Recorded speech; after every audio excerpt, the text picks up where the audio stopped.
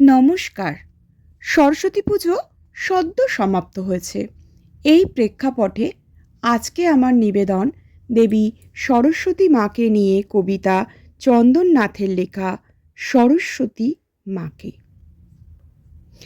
একটা কথা বলবে আমায়, সরস্বতী মা গো? কেমন মেয়ে ছিলে তুমি ছোট্টবেলার স্কুলে? দুষ্টুমি কি একেবারেই করতে না একদিনও? একদিনও কি যেতে না মা ক্লাসের পড়া ভুলে? কেমন করে স্কুলে যেতে গো, হেঁটে না সাইকেলে? তোমায় তুলে নেওয়ার জন্য আসতো পিক আপ ভ্যান। আজকে আমার জ্বর হয়েছে, আজ যাব না স্কুলে, এমন বলে তুমিও কি মা করতে গো ঘ্যান ঘ্যান? স্কুলের পথে যাওয়ার সময় আমার মতোই তুমি থমকে যেতে পথের ধারে কুকুরছানা দেখে। আমার মতন মিসের বকা তুমিও খেতে নাকি অঙ্ক খাতার পৃষ্ঠা জুড়ে পাখির ছবি এঁকে?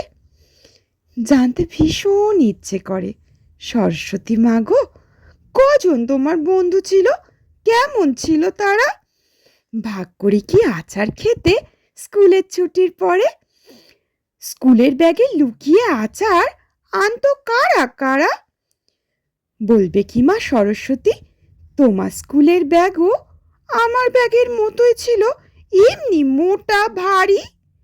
হাঁফিয়ে উঠে তুমিও বুঝি বলতে আমার মতো, ছোট আমি, এই এত ভার বইতে কি আর পারি? ছুটির পরে থাকতো তোমার কখানা টিউশনি? আঁকার ক্লাসে কখন যেতে, কখন নাচে স্কুলে? শিখতে যেতে সাঁতার তুমি, ক্যারাটে আর জুডো? বিনার তারে তান বেঁধে গান কখন নিতে তুলে? জানতে বড় ইচ্ছে করে, সামলে এত কিছু কখন পেতে সময় তুমি নিজের মতো খেলার? ইচ্ছে তোমার করতো না মা পাখির ছানার মতো রং ছড়ানো আকাশ জুড়ে একটু ডানা মেলার? অঞ্জলিতেই যখন তোমায় সবার সাথে মিলে, তখন তোমায় জ্বালাই না মা এইসব কথা বলে। কিন্তু এখন একলা আমি, বলবে আমায় এসে সামলে ও সব কেমন করে বিদ্যাবতী হলে?